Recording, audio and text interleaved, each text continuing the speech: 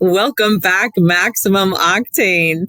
Hello, everybody. Still live from Fajardo, Puerto Rico. Very excited. We're at our big annual super conference. And so I'm getting a captive audience and just going out in the hall and pulling people in. And so they really can't say no right now. So I'm going to take advantage of this while I'm on the property, and I have like 1,000 people at my disposal. So there's that.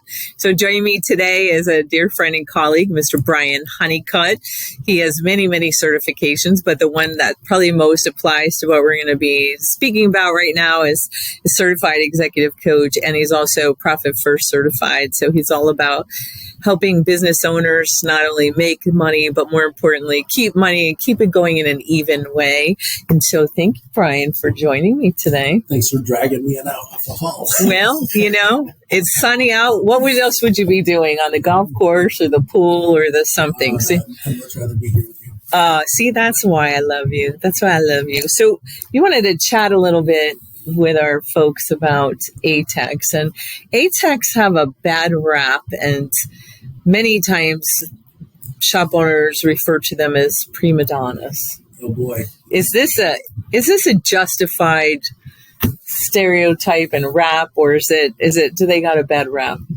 Well, unfortunately it is justified, but who caused the ATEC to be a prima donna to begin with is the question, right?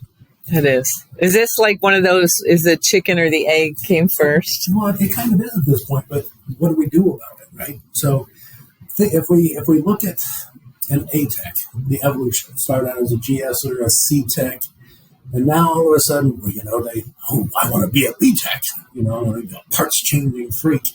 And then all of a sudden, they get it's just like a business owner. They get that aneurysm and they want to be a business owner. The BTEC wants to be an ATEC. Why? Well, because when they came in, they are looking at that guy with the big screwdriver sitting on his throne over there, some of that massive box, and he's the ruler of the world. So we're teaching them that they can become the ruler of the world from the very beginning, right? Some of those toolboxes now, it's literally like Air Force One. I saw one the other day with this L emblem. I mean, it had to be this big of an eagle. And I mean, they're very nice, but holy cow, if we are a little recognition dependent in our... Well, when your toolbox costs more than your car, you might be in trouble, right? And so there's that. And it's funny. So now, the BTEC, they want to become the ATEC. And of course, we're really great at training. So we give them a ticket, okay? It's a check engine light, and say, go fix it. And we don't train them. We don't tell them anything. We literally laugh as it takes them a day or two to start figuring it out before I can't figure it out. Oh, well, we taught you that lesson, didn't we? Good. I mean, I don't know how hazing became a thing in the automotive industry, but we definitely need to get away from it. That's for sure. I don't even know if it's intentional. It's like, it feels like, I think sometimes people really think it's the rite of passage, and that they have to go through that to become a better person and understand. And that's so not true. It's a crazy. Well, so that's what was done to me. So, and look how great I turned out. So I'm going to do it to you. I mean, that's the mentality, right? So now all of a sudden, it's taken a day or two, and they haven't figured out a problem. Fast forward 5 years. They now, if they stuck to it and they've got some chutzpah with them, they can get it done really quickly. Fast forward 5 more years, and they can get it done super fast. It's like they're intuitive all of a sudden, right? Yes. I mean, they got that magic wand where, I can just listen to it. Oh, look at that. I mean, they can bypass so many steps on the flow chart. It defies logic, right? So back when they were at the 3-year mark or whatever, they were taking quite a while, and we were justifying maybe paying them a little bit more for it. Maybe not. Some people only charge that 1 hour for a diagnostic no matter what, which, in my opinion, is a mistake. I'm gonna stress out right now, and we took 4 hours to figure it out, but we can't charge the customer that. It just kills me. Unless it's because you put somebody that is unqualified to do it, then you cannot charge. But in most instances, we are grossly undercharging for it. And we are the only industry that does that. We are the only industry that's like, yeah, I spent all these hours, but I can't charge my customer for that. So I liken that one to a plumber, right? Roto-Rooter. So you got a clog sink. You call up Roto-Rooter. Roto-Rooter is like, I'm going to unclog that sink for $125 once I show up, and it costs you $125 for me to show up. So it's $250 to unclog the sink. They stick their little stake down there. But come to find out, you've got a collapsed pipe underneath your foundation that's going to cost $14,000 to unstop that, to remove part of your foundation to get to it, right? But they're still going to do it for that $250.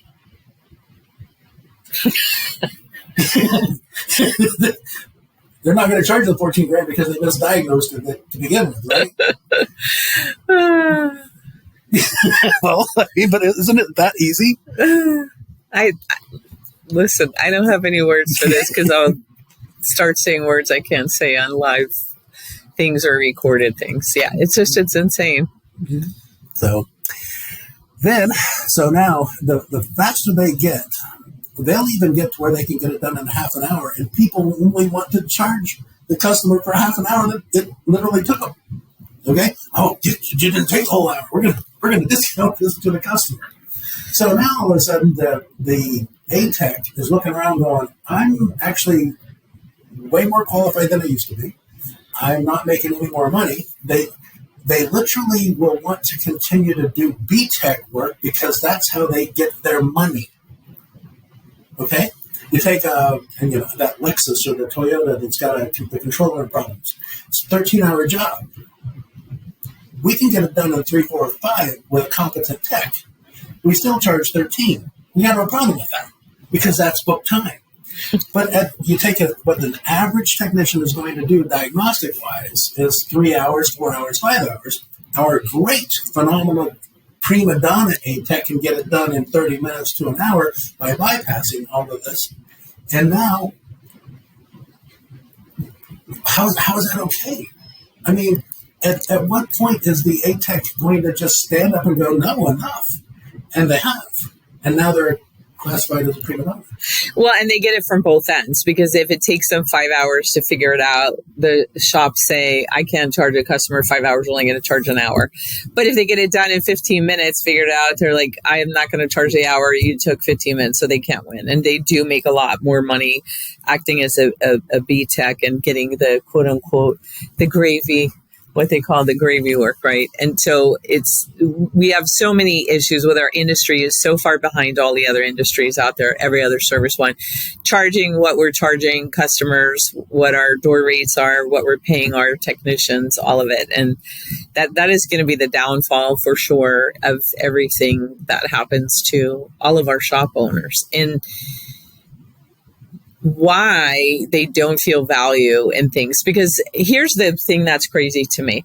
How many times have we seen a technician or shop owner, they're closing, they're moving, they're getting new equipment, whatever, and they're going to sell a toolbox or a screwdriver they bought in 1975 and they want more money than you could buy a new one today.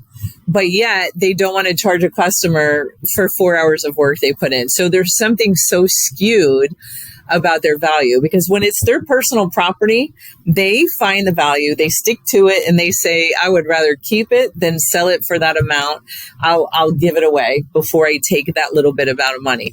But when it's for people and blood, sweat, and tears, they're like, yeah, we're not worth it. We're not valuable. You're not worth it. And every time when they're telling their technicians we're not charging for this, they're saying to the tech, you're not worth it. You're not valuable. You don't provide value. And I don't think they understand how deep that runs. It's not just about the dollars. It's about the psychological message that you're putting out there. Mitch Schneider. Love Mitch Schneider. It's a legend. The legend of Mitch Schneider. So, I mean, a long time ago. I don't want to date myself, but a long time ago. Like when he had this Saturday TV show. He wrote an article when diagnostics first came out, and his brother was really great at diagnostic. Mitch runs the front counter. One of their old-time customers comes driving in, has a check engine light. So he walks out to the side door, yells for his brother. His brother, come on out, grabs the scanner. He's talking to the customer, Mitch is, while the brother goes in and starts diagnosing it. 20, 30 minutes later, whatever it was, it's magically fixed. They close the hood. The guy shakes Mitch's hand, gets in the car, and drives away. And him and his brother looked at each other and went, oh, that's never going to happen. So first off, it was a message in that article was about showing off. Quit showing off to your customers. And that really struck a chord with me. I mean, because we all like to show off. We all like to be that superhero. We like to be the superhero. Not me. I'm like a wallflower. I don't like any kind of no attention, right? The savior of the life. So I mean, we want that. We need that. We become addicted to that. And now all of a sudden, we're an API come along and saying, you can't be addicted to that. You have to be the superhero by charging properly and to your ATEC, not to the customer by giving it away for free. And to me, we created the prima donna ATEC by the way we treated them and made them stand up on their own and protect their own. And then the C-Tech comes and looks at that prima donna ATEC and I'm going to be like that one day. And then he's going to become like that. And it's 2023 and we're still not charging properly for diagnostics. No, we're not.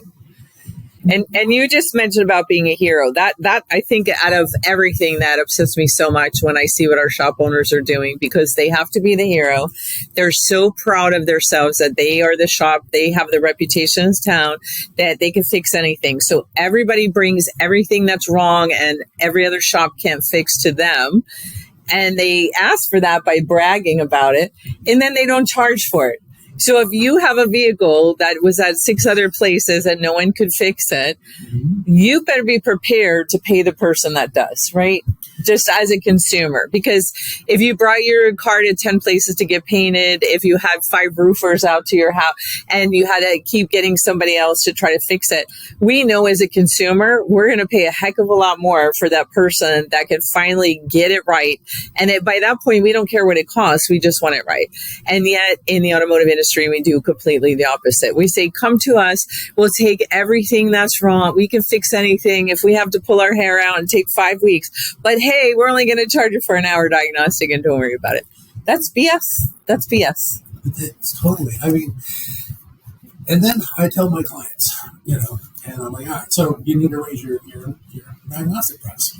Okay, so I need to go from 129, 149 to what, 198? And I'm like, no, okay, stop. No, I don't want you to raise an entry-level diagnostic. I want your actual check engine diagnostic to cost your customers about $750 on average. And I mean, you can literally thump their jaw, and that's not possible. I'm not going to rip my customers off like that. I'm not going to rip my customer. And I'm like, okay, so you just wounded and offended me by saying that I just told you to rip off somebody, right? Because I'm not, but that's how, this is a very emotional discussion point. Massively. I mean, it's like you're trying to take their baby from them. One of the things that we always talk to with our clients about is doing different diagnostic levels, right? And to have them set up and charge properly, and that to go through how to calculate that would have to be an entirely different. So if you want information on that, just send me an email at the end of this or put something in the comments and we can talk to you. But charging that rate, right? Because one of the things that people forget about, I think, is that when you have a job that's parts and labor, you, for the same block of time, you're making money on the parts and you're making money on the labor. And I'm just going to use 50%, which is too low of a profit margin, but just for easy math. But, if you have a job like from 9 to 10 o'clock that you're charging for an hour labor, and then you have a part that goes with it, you're getting the $50 from each side, right? So you're making $100 in GP for that hour. When you remove the parts from that same time, you only have the $50 one time from the labor. And that's what I think people don't realize, that we get to not double bill, but we have two profit centers, right? And for every hour that we're billing. And so when it's labor only, we're completely losing one. So we have to make that up somewhere. And if you don't set up levels of different, and again, that would have to be an entirely different thing. But if you don't have someone in there like a level 4 or something, that's a minimum of 6 hours diagnostic time, you're crazy, because you have to have levels. Because if somebody comes in to my shop and they're like, it's been a 6 other places, no one can fix it. You know what? I'm starting out with that level 4, and I'm going to tell them it's a minimum of this. And if they balk and say no way, then obviously they're not interested in getting it done right? So I'm not going to, bust my butt and charge you $50 to fix something that 6 other people can do. I'm not going to do it. And they don't. Or somebody comes in, we used to call it box cars. Remember the coffee can of parts or the shoebox? Oh, yeah. Oh, my cousin and I took the door panel off and tried to fix, the actuator. But here's some screws left over or some grommets we don't know where, or pieces. You're walking in my shop with a box car. We're not starting at, our diagnostic level starts at 129 or whatever crazy things. Oh no, we're like, this is a minimum of going to be 6 hours or 8 hours diagnostic, and it's going up from there because it's just crazy. Who in the heck? What is wrong with? They come in. Can you imagine going to your plumber's office with a bunch of pipes and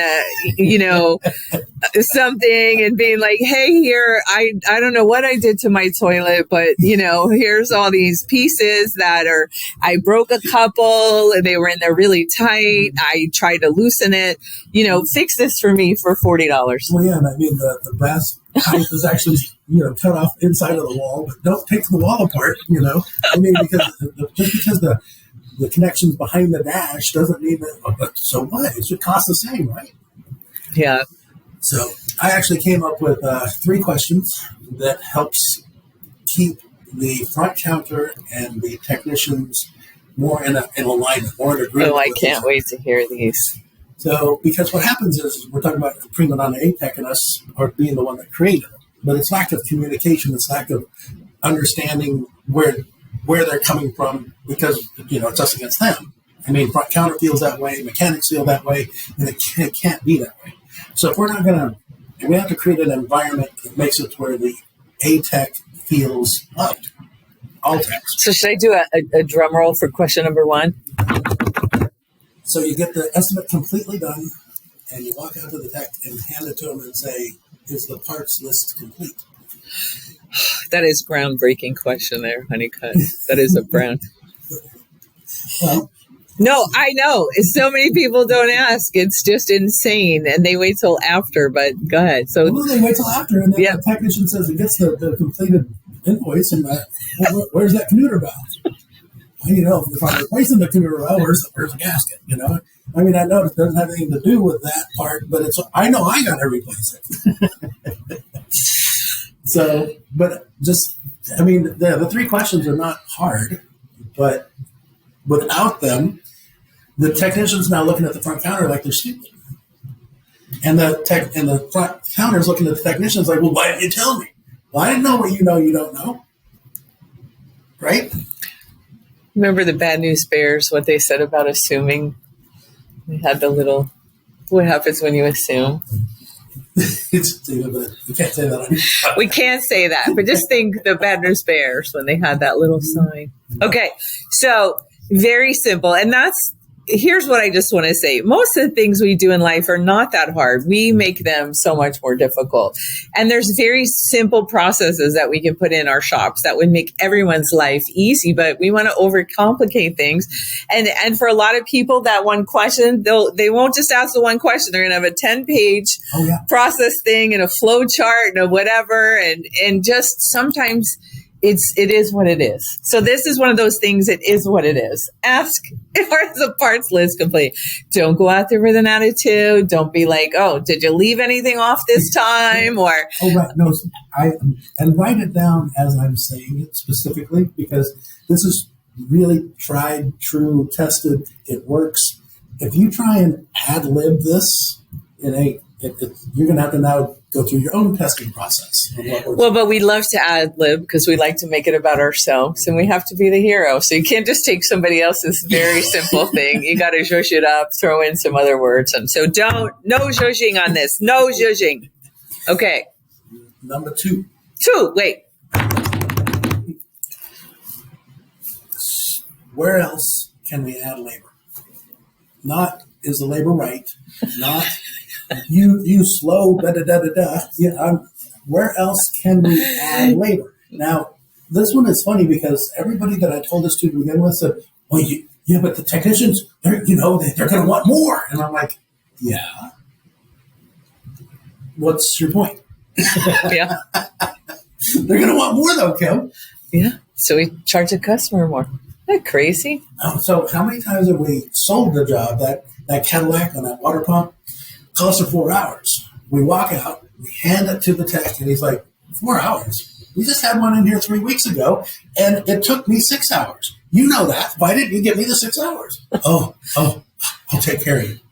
Or I won't take care of you because it's somebody's. It's a vicious cycle. How about just ask the question before? But we don't. And then I get the argument afterwards. And if you can't trust your technicians, how come you're trusting your front counter? Right. And if you truly don't trust them, they shouldn't be there, period, the end. Yeah. But if the same with your front counter, if you can't trust them. Both. So why are we looking at a front counter like they're going to protect the customer, but we're not looking at the tech like they're going to protect the customer? I mean, we still have to, it's got to be good for everybody.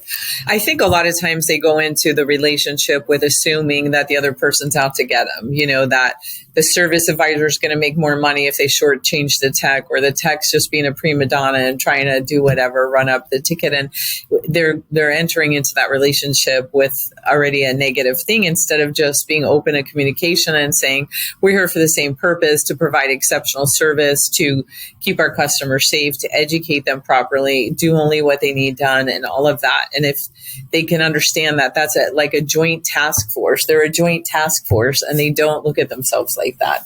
It's always this, front to the back, and it makes it so hard.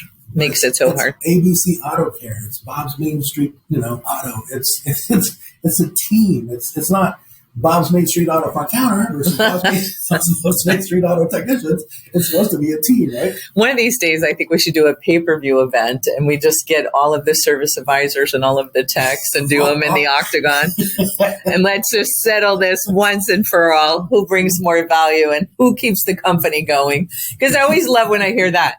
Well, without the techs, you wouldn't be here. And then the service advisor, like, if we didn't sell this stuff, you wouldn't be here. And it's just, back and forth. And so it's like, let's just get the octagon. Let's go. Let's do a pay-per-view. And, we could raise money and put it all in a kitty. And so every time they undercharge someone, we can take it out of the. I'm not letting. I want to come right out of their pocket. I'm not. You got to figure out a way to pay them for that. Come on, Kevin. I want it to hurt. All right. What's number 3? Well, I think getting in the ring would hurt, but okay. That's the pain they've earned by not being a team. They have. All right. Are we ready for 3? Because I got to do the drum roll. Right. Ready? Number 3. Once I sell it, how long will it take you? Now all of a sudden, instead of me being the service writer and me dictating how long it's going to take you, the technician, gets to tell me how long it's going to take instead of the other way around. I mean, you're the one working on it, but I'm the one telling you how long you're going to take. It's insane. I'm laughing with you, not at you. You know that, right? Okay, but literally, before we start coaching the shop, how many of these 3 questions ever get asked? None. And bluntly, even when we are coaching some of you, it still doesn't get done. So, and I know that this is a podcast that goes out way beyond ATI. Yes, it does. So guess what? If you're in the automotive repair industry or any business, period, and you're not allowing your front and your back to be on the same page, please figure it out. Absolutely. Don't ever let them be. There's so many things with any industry with the divisions, and this division does this, and this department does that, and this. And again, we got to look at it's a joint task force. We're in this together, and hopefully every company has their mission and vision and values, and everybody truly believes them, and they're all there for the same reason, and then it makes it easier. Well, this was quite delightful. Well, I'm sure it's not your normal. I mean, we did me and Kim. and I know she's going to kill me for saying, but back in the day when COVID started. Hey, back in the day. Wasn't that long ago. I know. We did a video series together on Back to Basics. It's 12 videos that we spent our weekends of blood, sweat, and tears getting it created. But, it's a real roadmap on how to win. Well, that's the other thing too with the technicians and the service advisors. They skip the basics sometimes. And listen, we're not saying everybody's out there doing it on purpose. You get busy, cut corners, you whatever, but you have to have the processes in place that we're not doing those things and not cutting corners and not doing it. And when you skip the steps, it's so many extra steps to go back and do it from the beginning. And all of the basic things somehow goes out the window, especially when y'all buy a new toy or a shiny thing, then that's all we focus on, and everything needs to be diagnosed with that whatever new thing doesn't matter. Battery's dead. Oh, better get on that brand new alignment machine we just bought. It was $75,000. Yeah, okay, that makes sense. Let's push the car that won't start onto the alignment machine because surely it has something to do with that, and we're not going to test the charging system first. So understand too where the tools you purchase and how and when to use them, and it's not just the flavor of the month thing. I'm gonna just always have the basics. Always, always, always. Right? It's just too hard for people to accomplish, though. I mean, everybody wants to like the simple 3 questions. They'll reinvent those 3 questions. And if you just ask the way I worded it, specifically, no more, no less, and don't judge the technician when he's like, well, that's going to take me 12 hours. Okay, it's a 10-hour job, and now it's going to take you 12. Well, depending on the job, that may not be bad, but do we justify charging another couple of hours? Because now that's an opportunity to really look at the tech, at the process, right? What's really going on? It's not a means and modes of method to beat the tech up, right? But think about it. Wouldn't you rather know it was going to take him 12 hours instead of you think it's going to take him 8? He thinks it's going to take 12, and you just messed that 4-hour schedule up, and now you just lied to how many other customers because of that extra 4 hours. You talk about how long it takes people to do something. I am so shocked at how many shops don't have a simple spreadsheet of here's the jobs that just in the manual, the A tech, B tech, C tech, and where are your techs on that? Where, so that if you're out or whoever, the service advisor usually assigns the stuff, or your shop foreman or whoever doesn't have something to quickly look at and say, this tech is totally proficient in these jobs, this. And then also becomes a roadmap for training, right? Because then you can constantly be looking and evaluating and saying they're still not where they should be at this level, or they want to get to the next level, so they have to start learning this. But we don't have any of that written down for any of our people. We don't have comeback logs written down. You don't want to go to that level? We don't even answer the phone with a smile. So, all right. Well, we just came up with about another 40 podcasts that we can do in relation to all of this. But for today, we will leave them with it. So 3 simple questions. Don't try to zhuzh it up. You're not Ernest Hemingway. You're not Steven Spielberg. Don't try to redirect. Just do as you're told. Make it easy on yourself. Just do it exactly the way that you heard it, right? So, Brian, in closing, anything you want to leave our viewers and listeners with? No, I'll just say that, thank you so much, Miss Hickey. I really appreciate it. My oldest daughter called me up and said, hey, did you know that you've got a podcast now? I'm like, well, yeah. That's great. I'm like, so she's like, I actually Googled your name, and oh my goodness. And I'm like, the first thing that comes up is your podcast with me. And she actually listened to it. She's like, wow. So that's pretty cool when you're when you impress your kids. Yeah, because your grown kids, you yes. can't impress your grown kids. It's just really not possible. So you literally allowed me the opportunity to impress my oldest daughter. So who is very confident and savvy in her own right. So she is not a somebody that would be wowed by anything. So, but to see old dad on a podcast, that's pretty good. Well, awesome. I'm glad I could do that for you. So thank you for joining me, and for everybody else. You know what I'm going to say. Stay safe, make good choices, stay inspired, and I will be back next week. Thank you.